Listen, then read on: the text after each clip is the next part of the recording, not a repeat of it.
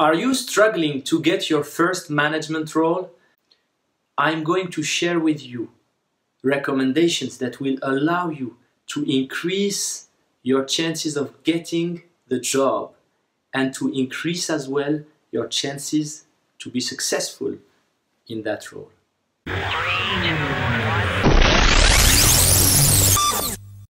Getting a first management experience is a key milestone in a professional life.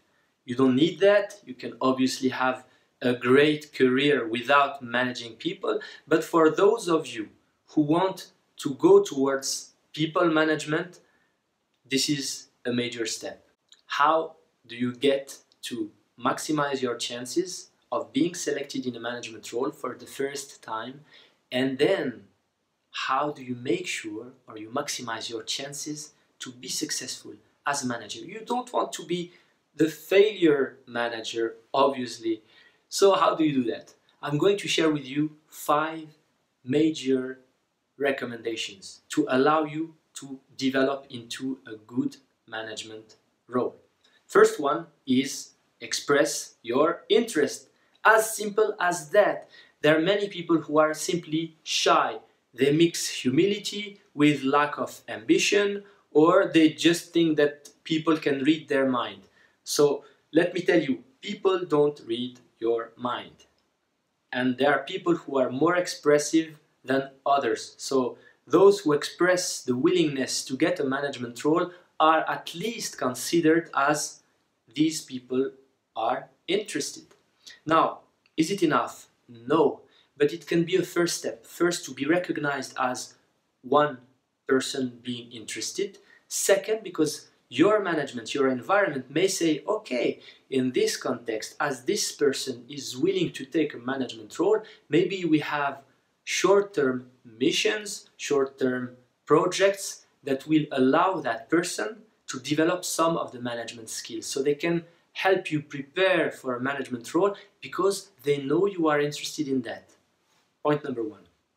Point number 2, develop yourself.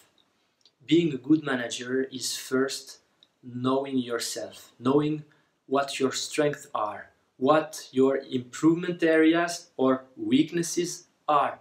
And you have to be aware of them because it's part also of the game. You are not Wonder Woman or Superman. You are who you are. You just try to take advantage of your strength and improve the areas that you want to improve and live with the rest.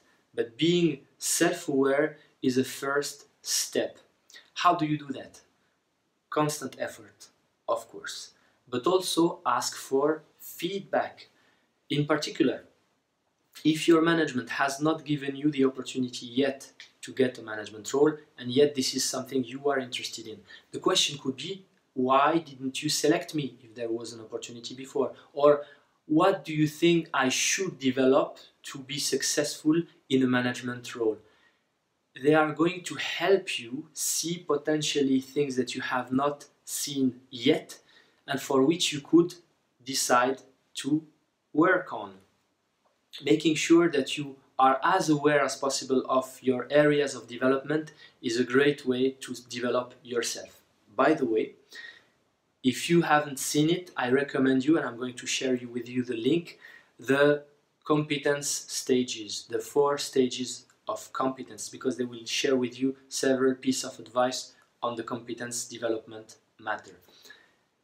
Point number 3, look for role models.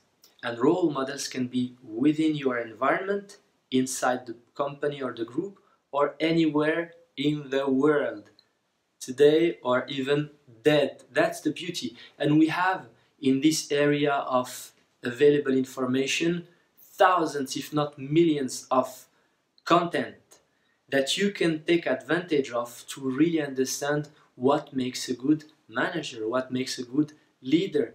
Take these, capture what your role models are doing.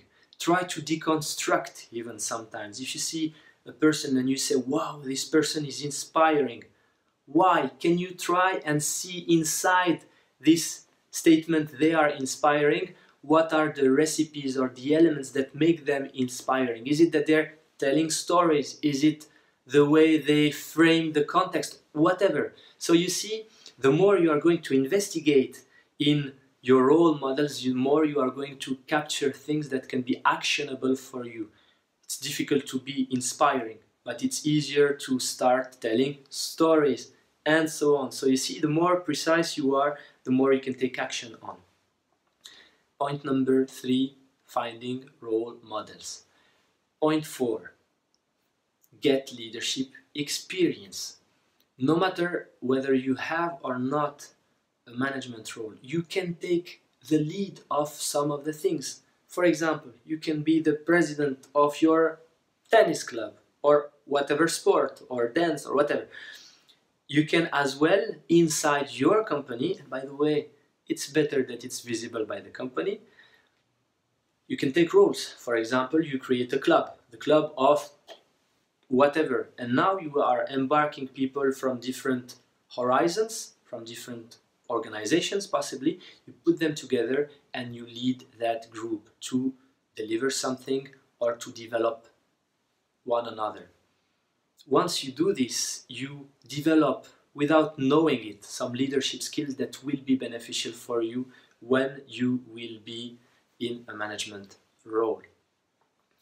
But leading a group is not the only way. You can, as simple as that, lead meetings. You say, what? Of course I lead meetings. If you take a meeting with the diversity of people that we have in the world, the timid, the one that is talking, extrovert, and occupying as much space as she or he is allowed to take, the bright person who is too shy to express, and so on. You see that if you want really to have a productive meeting, you have to be able to assess the type, the style of each of the persons, so that then you can try and adjust, make sure that the timid, the shy person has an opportunity to express him or herself, that you try to control without damaging, without hurting the one that is willing to express a lot. So you see that you are basically exposed to managing different profiles, trying to get the maximum of the group without hurting, unless it's really necessary, but even that, then you will have to practice feedback afterwards, possibly. And this experience of simply managing meetings in a professional way and in an effective way will help you develop the necessary skills that will be anyway beneficial, because in your team, for sure, you will have some gathering meetings or some other forms where you will have to coordinate and manage the egos, the personalities, the styles of communication of a wider community. Last point, develop skills. Try and identify the skills, and you remember we talked earlier about role models, the skills that you think are missing. So now you know yourself, you have role models and so on, you have to start working on it.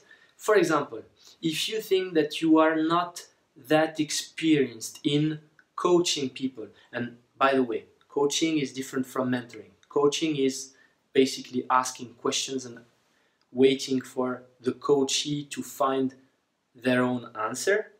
Okay, so here you are skilled at asking powerful questions. Mentoring is more about providing, obviously, also questions, but also giving recommendations, sharing your own experience, success and failure to allow to guide that person. If we're talking about coaching, we have not been taught how to coach along life. We may have had some nice coaches to learn from, but maybe not. And in any case, developing coaching skills can be extremely powerful, because as a manager, you are not normally, in most of the cases, expected to know each one's job. And by the way, the more you go in the hierarchical ladder, the more at this point will be relevant. You cannot know everybody's job, but if you want to help people develop, you'd better be good at asking the right questions, because you won't be all the time in a mentoring position. You may be more in a coaching position. And by the way, this will allow you to apply your skills wherever you go. I'm not saying that this is the only skill, but this is a skill that is relevant as a manager, as a leader. Some other skills that you may want to develop, and this is just an illustration because the full list, kind of, is the one that you are going to write by yourself, based on feedback and all the things that we mentioned earlier in this video. Another skill that you may want to develop is building a team, creating a team spirit, making sure that people are embarked all together for a common mission, a common vision. As a manager, that will be a key aspect of your activity, making sure that you federate the energies around you for a common worthy goal. If you are not in a management role yet, you still can try and create a team spirit within your own team, or even take opportunities to create new teams. It can be even sports team, whatever. Try and see how you can bring people together, develop this sense of belonging, becoming good at defining a vision, defining a purpose, expressing the reason why we, collection of individuals, need to become one team for a higher, bright purpose. You see, these are examples of skills that you may want to develop. And if you're good at, maybe you still want to develop them even more so that it really becomes a fantastic asset you are known for. And by the way, you could even be selected as a manager because you have some of these obviously strong assets. Work on your skills, those I mentioned to you as an example, and the ones you will have identified through the different elements I shared with you earlier, be it feedback, be it role models, be it your own experience and self-reflection.